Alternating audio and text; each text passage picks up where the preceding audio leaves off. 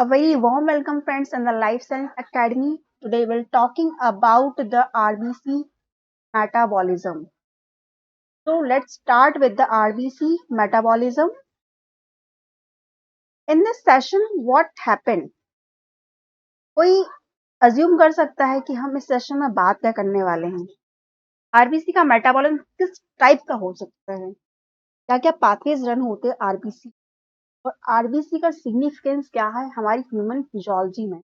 तो फ्रेंड्स, सबसे पहले तो आप क्या जानें कि आपकी आरबीसी जो होती है, यदि आप स्ट्रक्चर की बात करते हो तो आरबीसी का स्ट्रक्चर जो होता है वो बाइकॉन्केव होता है। मैं वैसा बना तो नहीं पाऊंगी बाइकॉन्केव आपका, बट आपकी इंफॉर्मेशन के लिए क्या है कि आपका स्ट्रक्चर जो होता है किसका, आपकी आरबीसी कैसी होती है, वो बाइकॉन्केव शेप की होती है। अब जो सिंपल सा आपका आरबीसी है, हम कहते हैं, क्या कहते हैं कि आरबीसी में क्या होता है, आरबीसी में कोई भी सेलुलर ऑर्गेनेल जो होते हैं वो एब्सेंट होते हैं। सिर्फ और सिर्फ क्या मौजूद होता है फिर आरबीसी में? आरबीसी में आपका क्या होता है, एक पिगमेंट कहते हैं जिसको आप क्या कहते हो, हीमोग्लोबिन कहते हो। क्या कहते हो इसको आप? हीमोग्लोबिन। बनाया ही आरबीसी को किसके लिए गया है, क्या कहते हैं, हीमोग्लोबिन के लिए का बनाया गया है। तो यदि आप बात करते हो कि हीमोग्लोबिन प्रेजेंट है, हीमोग्लोबिन का ये क्या है, बैग है। क्या है इसमें, लॉट्स ऑफ अमाउंट में क्या है आपका हीमोग्लोबिन जो है वो प्रेजेंट है। अब जब बैग है तो बैग के अंदर और भी क्या कहते हैं हम, चेन सिस्टम भी होना चाहिए, कहते हैं ना, बैग की प्रॉपर पैकिंग भी होना चाहिए। तो और बैग के अंदर कुछ ना कुछ ऐसी चीजें जरूरी होना चाहिए जो कि आपके हीमोग्लोबिन को क्या कर सके, प्रमोट कर सके, उसको स्टिमुलेट कर सके, उसको प्रोड्यूस कर सके। देखो फ्रेंड्स, होता क्या है, यदि आप आरबीसी की बात करते हो तो क्या होता है कि जब आप आरबीसी का स्ट्रक्चर देखते हो, आरबीसी का ये क्या है आपका, साइटोसॉल है। सिंपली क्या होता है यहाँ पर, साइटोप्लाज्म ही तो है आरबीसी में, कोई सेलुलर ऑर्गेनेल से प्रेजेंट ही, इनफैक्ट इसमें न्यूक्लियस तक एब्सेंट होता है। जो मैच्योर आरबीसी, न्यूक्लियस भी एब्सेंट होता है। यदि स्ट्रक्चर की बात करते हैं, यदि हम स्ट्रक्चर की बात करते हैं फ्रेंड्स, तो स्ट्रक्चर कैसा होता है इसका, बाई कॉन्केव होता है। कैसा होता है, बाई कॉन्केव होता है। ये तो होगी किसकी, इसके स्ट्रक्चर की बात। अब बात करते हैं कि आरबीसी का मेटाबॉलिज्म कैसा होता है। सब लोग जानते हैं एक वेल नोन प्रोसेस होती है जिसको आप क्या कहते हो, ग्लाइकोलिसिस। क्या कहते हो आप उसको, ग्लाइकोलिसिस कहते हो। तो ग्लाइकोलिसिस जैसा जो प्रोसेस है, जो कि हम क्या कह रहे हैं, यूनिवर्सल है, सेंट्रल है, वो आरबीसी में रन होता है। फिर यदि आप दूसरा कोई पाथवे की बात करते हो तो आपका पेंटोस फॉस्फेट पाथवे जो होता है वो भी आरबीसी में रन करता है। और एक और इम्पॉर्टेंट साइकिल चलता है आपके आरबीसी में जिसको आप कहते हैं रैपापोर्ट ल्यूबरिंग साइकिल। आज हम जिस साइकिल की चर्चा करेंगे वो इसी की करेंगे। वैसे तो इसके ऊपर प्रीवियस में एक वीडियो और अपलोड कर चुकी हूँ कि रैपापोर्ट ल्यूबरिंग साइकिल होता क्या है और इसका सिग्निफिकेंस क्या है, इम्पोर्टेंट क्या है, और किस तरीके से रैपापोर्ट ल्यूबरिंग साइकिल जो उसका इंपॉर्टेंस आरबीसी के मेटाबॉलिज्म में है। तो देखो फ्रेंड्स, सबसे पहले क्या करेंगे आप, मान लो आपके पास क्या है, आपका आरबीसी है। सब लोग जानते हैं ग्लाइकोलिसिस होगा, पेंटोस फॉस्फेट पाथवे भी रन होगा, आपका रेवापोर्ट ल्यूबिंग साइकिल भी होगा। तब इस मेटाबॉलिज्म को एक कंट्रोल्ड मैनर में चलाने के लिए कौन कौन से मॉलिक्यूल होते हैं जो कि आपके आरबीसी में प्रेजेंट होते हैं? तो सबसे पहले यदि आप बात करते हैं रेपापोर्ट ल्यूबिंग साइकिल में, हमने क्या देखा था, हमने देखा था कि आपका मैजिकल मॉलिक्यूल जिसको आप कह रहे 2,3-बीपीजी जो था, उसका क्या हो रहा था, सिंथेसिस हो रहा था। उसका प्रोडक्शन कहाँ पे हो रहा था, आपका रेपापोर्ट ल्यूबिंग साइकिल में बनता है। अब जब आप रैपापोर्ट लूबिंग साइकिल की बात कर रहे हो तो आपने क्या बना लिया, मैजिकल मॉलिक्यूल बनाया जिसको आपने क्या बोला कि 2,3-बीपीजी, 2,3-बिस फॉस्फोग्लिसरेट, और कुछ लोग इसको 2,3-डीपीजी भी कहते हैं, जैसी आपकी इच्छा, जो भी आप कहना चाहते हैं। उसके बाद इसमें इस जो 2,3-बीपीजी का अमाउंट है वो एक ऑप्टिमम लेवल पे होना चाहिए। और कब क्या होता है, जब इसका ऑप्टिमम लेवल से कम ज्यादा होती तब उस समय कौन कौन से एंजाइम जो होते हैं वो अफेक्ट होते हैं। 2,3-बीपीजी सब लोग जानते हैं कि एक ग्लाइकोलिसिस का इंटरमीडिएट है। और रेपापोर्ट ल्यूबरिंग साइकिल भी क्या कह सकते हो कि ग्लाइकोलिसिस जब हमारा रन होता है एक नॉर्मल वे में, तो फिर इंटरमीडिएट पाथ पे क्या होता है, आपका रेपापोर्ट ल्यूबरिंग साइकिल भी चल पड़ती है। तो यदि हम साइटोसॉल की बात करते हैं फ्रेंड्स, साइटोसॉल में क्या क्या होता है, इसके साइटोसॉल में यदि हायर कंसंट्रेशन देखा जाए नॉर्मल से जो और भी मेटाबॉलिज्म पाथवे होता है उसके कंसंट्रेशन से यदि हम कंपेयर करते हैं तो 2,3-बीपीजी जो होता है उसका अमाउंट अच्छा खासा होता है। उसके बाद यदि आप बात करते हैं किसकी, एटीपी की, एटीपी जो मॉलिक्यूल होता है उसकी कंसंट्रेशन भी होती है आरबीसी में ज्यादा, और एक और चीज होती है जिसको आप क्या कहते हो, जीएसएच या ग्रोथ स्टिमुलेटिंग हार्मोन। अब देखो जीएसएच का आपके आरबीसी मेटाबॉलिज्म से क्या लेना देना है, बहुत से बच्चों को तो दिमाग में सबसे पहले यही क्वेश्चन आना चाहिए। तो ये आपको पता कैसे चला कि आरबीसी के मेटाबॉलिज्म में कौन कौन ये 3 जो फॉस्फेट्स हैं वो क्या कर रहे हैं, आपके फॉस्फेट कौन कौन है, एक तो आपका ये हो गया ऑर्गेनिक फॉस्फेट, दूसरा ऑर्गेनिक फॉस्फेट आपका 2,3-बीपीजी, तीसरा ऑर्गेनिक फॉस्फेट ये आपका एटीपी है। तीनों के पास क्या ऑर्गेनिक फॉस्फेट प्रेजेंट है।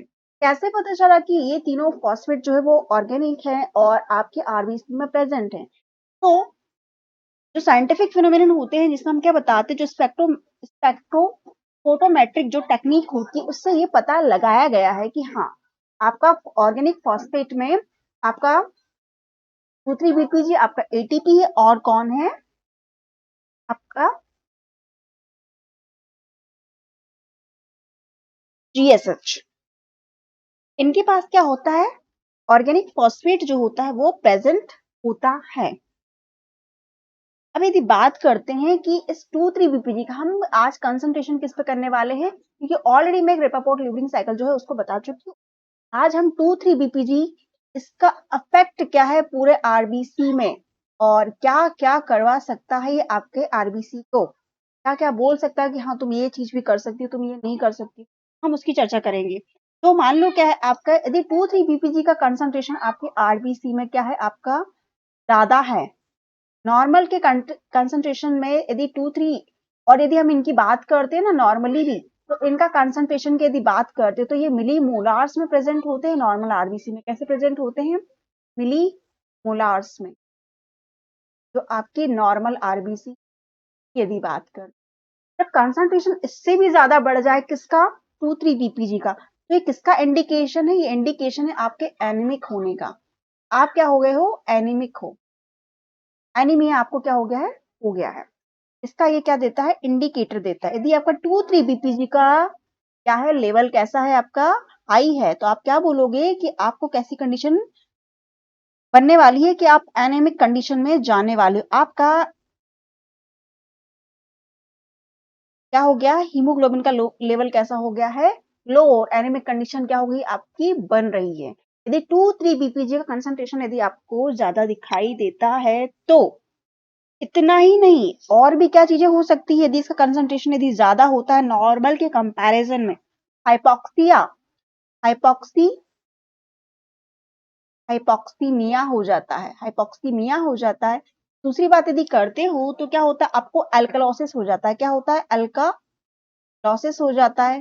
देखो हम क्या बोल रहे हैं कि 2,3-बीपीजी है तो इसके पास क्या फॉस्फेट ही है ना, तो फॉस्फेट है तो क्या होगा, H प्लस का कंसंट्रेशन बढ़ा देगा, एसिडिक कंडीशन क्या कर देगा, ये पैदा कर सकता है आपके आरबीसी के साइटोसॉल में। तीसरी यदि बात करते हैं मेजर जो चीज है वो कौन है, आपका हाइपोफॉस्फेटेमिया हो जाता है, हाइपोफॉस्फेटेमिया हो जाता है, फॉस्फाटेमिया जो डिजीज है उससे आप क्या हो सकते हो, पीड़ित हो सकते हो। हाइपोफॉस्फेटेमिया, हाइपर है, क्या है यहाँ पर, हाइपर, हाइपो नहीं है यहाँ पर, हाइपर है, मैंने हाइपो लिख दिया है, हाइपर फॉस्फेटेमिया हो जाता है, क्या होता है, हाइपर फॉस्फेटेमिया हो जाता है।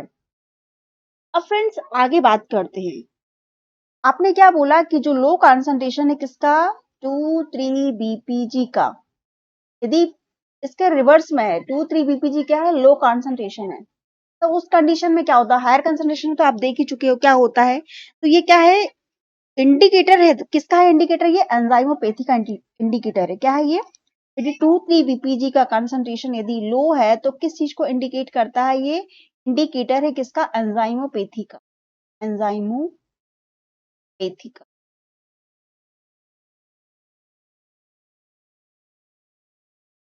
और ये कहाँ देखा गया है, आपके जो अर्ली ग्लाइकोलिटिक होती है वहां देखने को मिलता है, आपका अर्ली जो ग्लाइकोलिटिक पाथवे चलता है आपका वहां देखने को आप अर्ली ग्लाइकोलिक पाथ। तो अभी सारी चीजें बताई किसने, कैसे बताई गई है, कैसे बताई गई कि आपका स्पेक्ट्रोफोटोमेट्रिक जो टेक्निक होती है उसके थ्रू आपको ये पता लग जाता है। तो ये पता चला है।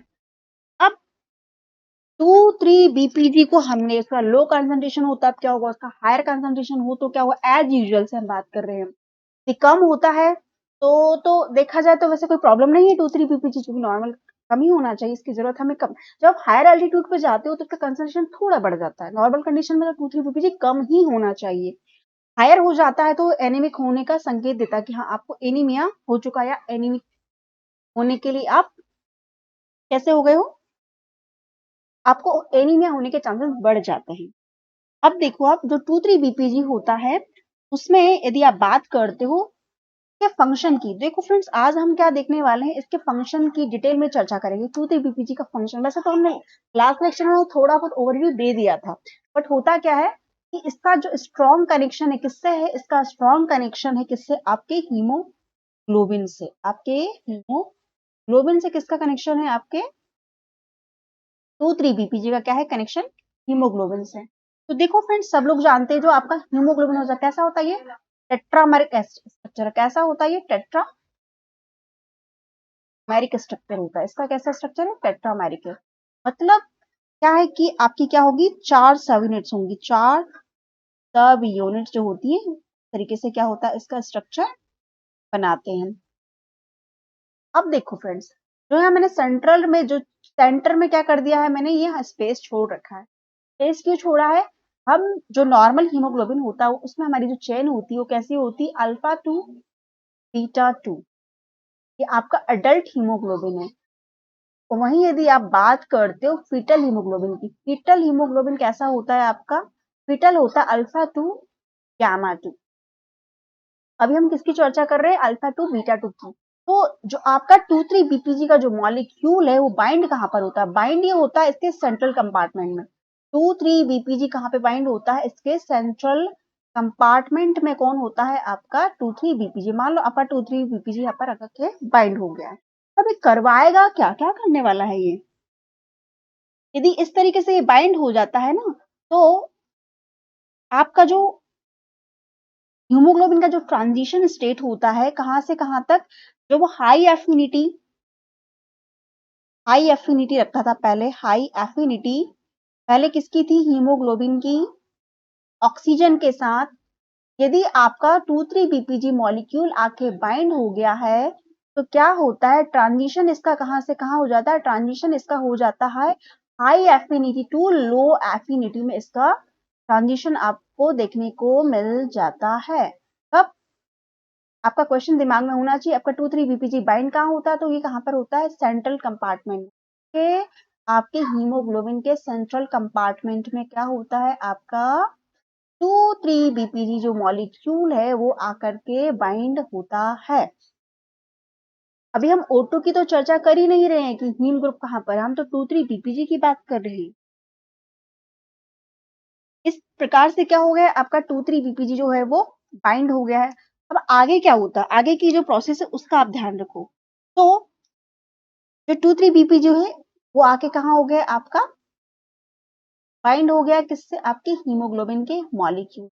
जब बाइंड हो गया है तो सिंपली हमने क्या बोला कि ट्रांजिट करवा देता है लो एफिनिटी स्टेट में। किसकी एफिनिटी लो हो जाती है, ऑक्सीजन और हीमोग्लोबिन जो होता है, हीमोग्लोबिन की ऑक्सीजन के लिए क्या हो जाती है, एफिनिटी लो हो जाती है। तो सवाल ये होता है, तो क्या 2,3-BPG अच्छा है या बुरा है। देखो फ्रेंड्स, अच्छा बुरा क्या होता है, जब भी कोई चीज का एक्सेस अमाउंट होता है तो दोनों ही चीजें क्या होती है, हमारे लिए नुकसानदायक होती है।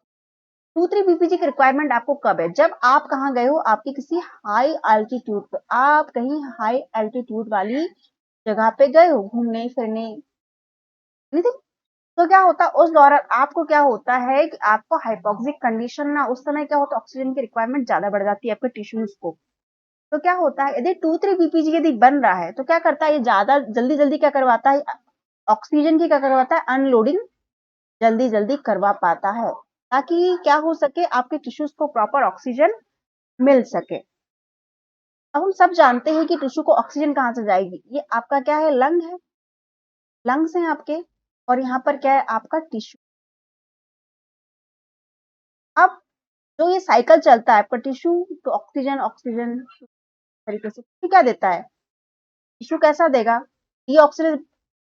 डीऑक्सीजनेटेड जो होता है ब्लड उसमें क्या होगा, CO2 होगा ना, और लंग से जो आपकी जो ऑक्सीजन आ रही है वो कैसी होगी, ऑक्सीजनेटेड होती है। तो देखो फ्रेंड्स, जो अब हाई एल्टीट्यूड पे तो आपको क्या है, ऑक्सीजन की अमाउंट, ऑक्सीजन की रिक्वायरमेंट क्या होगी, बढ़ गई है। तो जो आप हाई एल्टीट्यूड पे हो तब तो आपके लिए 2,3-BPG जो होता है बहुत ही फायदेमंद हो सकता है। कैसा होता है, ये मैजिकल है, इसको बोलते ही मैजिकल मॉलिक्यूल। तो देखो फ्रेंड्स, जब आपका 2,3-BPG बन गया तो आपको हाई एल्टीट्यूड कोई परेशानी नहीं हो रही, बट वो पर्सन जिनमें 2,3-BPG नहीं बन रहा उनको बहुत ज्यादा प्रॉब्लम क्रिएट हो जाती है। तो क्या कहते हैं कि 2,3-BPG जो है इसका मेटाबॉलिज्म जो होता है, हम किसका मेटाबॉलिज्म देख रहे हैं, हम देख रहे हैं आरबीसी का मेटाबॉलिज्म देख रहे हैं, क्या देख रहे हैं, आरबीसी का मेटाबॉलिज्म देख रहे हैं। तो हमने देखा कि आरबीसी जो है उसके साइटोसॉल में 3 ऑर्गेनिक फॉस्फेट जो है उनका अबंडेंस होता है। पहला फॉस्फेट हमने देखा 2,3-BPG, दूसरा फॉस्फेट देखा आपका एटीपी, एटीपी में फॉस्फेट का मॉलिक्यूल, तीसरा जो हमने देखा GSH, ग्रोथ स्टिमुलेटिंग हार्मोन। ये क्या है आपका, ग्रोथ स्टिमुलेटिंग हार्मोन है, स्टिमुलेटिंग हार्मोन, ठीक है। तो अब देखो तो सही कि आपका हार्मोन की भी हम चर्चा कर रहे हैं आरबीसी में। इतने अच्छे लेवल पर यदि आपको पढ़ना है तो आपको कैसा एनालिसिस चाहिए, इतना बारीकी से कोई नहीं बताने वाला है, वो भी यूट्यूब के चैनल पर। मेरे सारे लाइफ साइंस व्यूअर्स से रिक्वेस्ट है कि प्लीज लेक्चर को लाइक करें और कम से कम कमेंट्स में बताएं कि हाँ कैसा लगा लेक्चर। तो और आपको जो मेरा लेक्चर है कि यदि आपको एनालिसिस करनी है तो आप पढ़ें और एग्जाम में आपको पता चल जाए किस लेवल का हम यहाँ पर आपको यूट्यूब पे स्टडी मटेरियल प्रोवाइड करवा पा रहे हैं, कैसा कंटेंट है हमारा, ठीक है फ्रेंड्स। अब आप देखो कि फंक्शन में तो आपने क्या बता दिया, क्या बोला आपका फंक्शन, फंक्शन में क्या बोला आपने, 2,3-BPG का फंक्शन कैसे रिलेट कर पाओगे आरबीसी, बता पाएगा ना कि 2,3-BPG का फंक्शन क्या है, बता दिया आपने, क्या बता दिया कि मैम क्या करवाता है, ऑक्सीजन की एफिनिटी जो होती है वो कम करवा देता है हीमोग्लोबिन, ऑक्सीजन को ये आसानी से अनलोड कर पाता है, बस इतनी सी तो बात है, और क्या बात है। फंक्शन की बात होगी है, जब आप मेटाबॉलिज्म की बात करें अब इसको आप मेटाबॉलिज्म से कैसे रिलेट कर पाओगे, मेटाबॉलिज्म से रिलेट करने के लिए आपको क्या करना होगा, मुझे बताओ आप कोई, कि मेटाबॉलिज्म से कैसे रिलेट कर पाओगे, ये तो आपकी आरबीसी है, आरबीसी है ना ये, मैं बोलूँ आप इसको मेटाबॉलिज्म से रिलेट करो। आपका 2,3-BPG कब बनता है पहले मुझे बताओ, आपने क्या बोला मैम, ग्लाइकोलिसिस होता है हमारे यहाँ पर आरबीसी में रन, ग्लाइकोलिसिस क्या हो रहा है, आरबीसी में रन हो रहा है। अब ग्लाइकोलिसिस का जिसको स्टेप नहीं पता उससे मेरी बहुत ही गुजारिश है कि कम से कम ग्लाइकोलिसिस का जो 10 स्टेप प्रोसेस है वो आपको दिमाग में रखने। ग्लाइकोलिसिस एक ऐसी चीज है जो कहीं आपका पीछा नहीं छोड़ने वाली, अब जो पूरा ऑक्सीडेटिव फॉस्फोराइलेशन है उसके लिए भी आपको ग्लाइकोलिसिस जो होता है पाथवे सब जगह काम आने वाला है, तो ग्लाइकोलिसिस को एटलीस्ट कम से कम पूरी तरीके से आपके दिमाग में सेट करके रखें। हमने बोला कि जो ग्लाइकोलिसिस है इसमें क्या होता है, इंटरमीडिएट पाथवे रन करने लग जाता है जिसको हम क्या कह रहे थे, रेपापोर्ट, ट्यूबरिंग साइकिल। और हमने ये भी बताया था कि कहाँ होता है ये आपके बर्ड्स में और मैमल्स में होता है रन, इतनी बात हमने क्या बोली थी आपको पहले लेक्चर में बता दी थी। अब मेरा बर्ड्स और मैमल्स लिखने से क्या मतलब है, क्यों मैं इन दो वर्ड्स को बहुत हाईलाइट कर, तो दोनों के पास क्या होता है, वार्म ब्लड होता है, क्या होता है इनके पास में, वार्म ब्लड होता है, दोनों ही जो ऑर्गेनिजम्स हैं उनके पास क्या होता है, वार्म ब्लड होता है।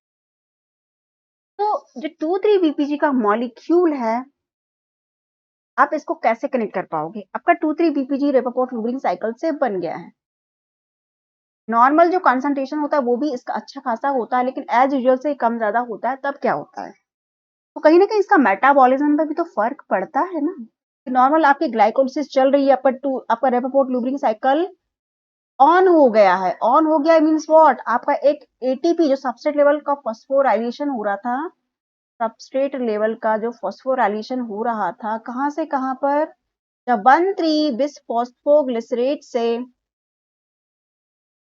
1,3 बिस फॉस्फोग्लिसरेट से आपका 3 PG बन रहा था, 3 फॉस्फोग्लिसरेट। तो एक स्टेप आपका क्या होगा, बाईपास हो गया। अब जब बाईपास हो गया तो क्या हो रहा है, आपके 2 एटीपी कम हो रहे हैं ना।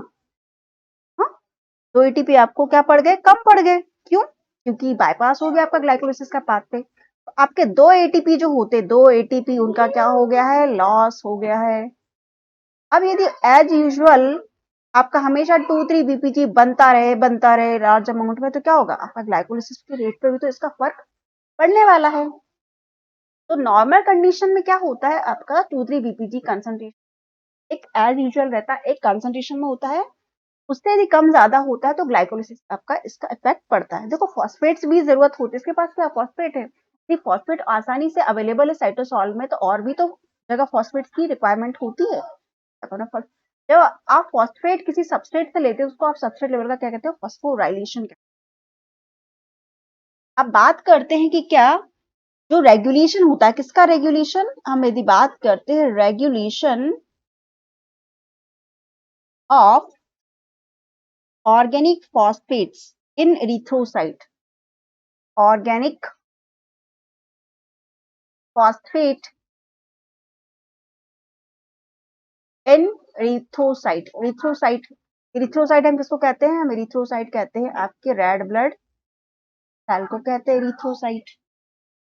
हमने क्या देखा था, प्लीज अब रिवाइज करें। हमने देखा था कितने फॉस्फेट प्रेजेंट है, वो भी हम ऑर्गेनिक फॉस्फेट की बात कर रहे हैं। हमने देखा 2,3 BPG प्रेजेंट है आपका यहाँ पर आरबीसी के साइटोसॉल में, और मिली मोलार कंसंट्रेशन प्रेजेंट होता है। एटीपी भी मिली मोलार कंसंट्रेशन प्रेजेंट होती है, प्लस आपका जो growth hormone, growth stimulating hormone. अब जो ग्रोथ स्टिमुलेटिंग हार्मोन है उसको आप कैसे करेक्ट कर पाओगे, मेटाबॉलिज्म से थोड़ा सा आपको फिजियोलॉजी भी आनी चाहिए। तो कहीं ना कहीं कनेक्शन है किसका, एक सब्जेक्ट का दूसरे सब्जेक्ट से, एक टॉपिक का दूसरे टॉपिक से। एक और चीज होती है जो कि प्रेजेंट होती है, वो क्या होती है आपकी, जीएसएच को आप अभी के लिए भूल जाओ। क्यों भूल जाओ, कि इसके लिए थोड़ा और डिटेल आपको पता होना चाहिए। अब बात करते हैं किसकी, आप आईएचपी की। अब आईएचपी क्या होता है, आईएचपी इनोसिटॉल, सबने नाम सुना है कि नहीं सुना है, इनोसिटॉल क्या होता है, इनोसिटॉल क्या होती है, एक शुगर होती है, इनोसिटॉल हेक्सा फॉस्फेट। कैसा है ये, हेक्सा फॉस्फेट का फुल फॉर्म क्या है, inositol hexa phosphate.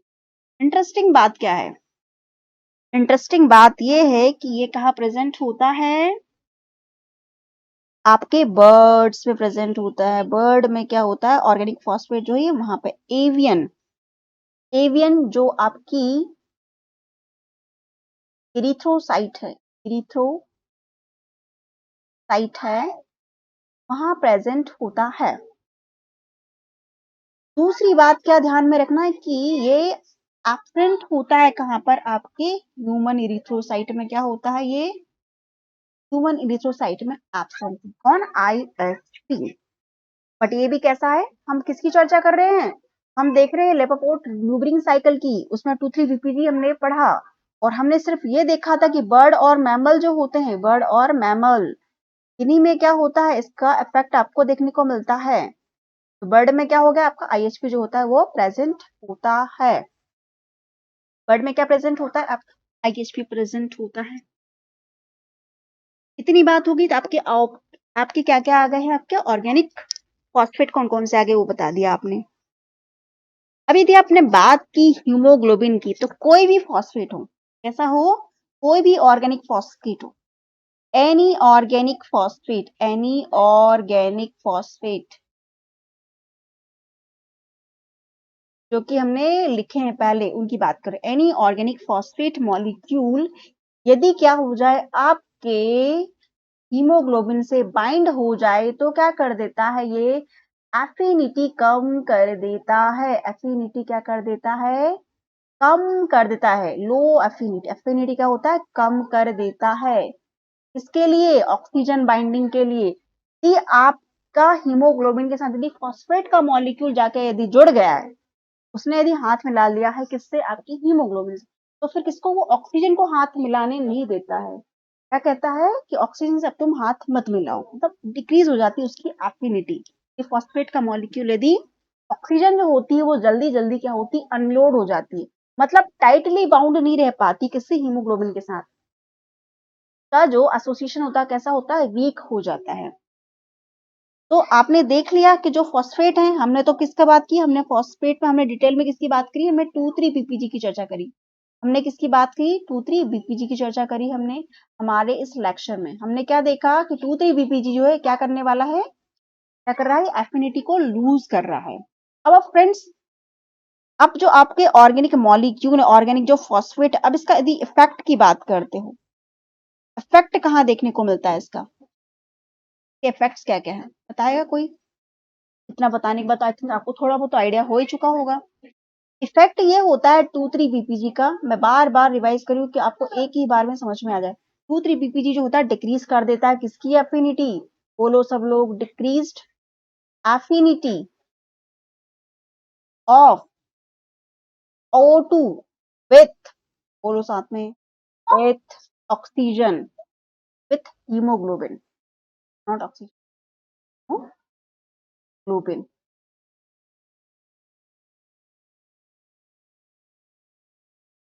With haemoglobin.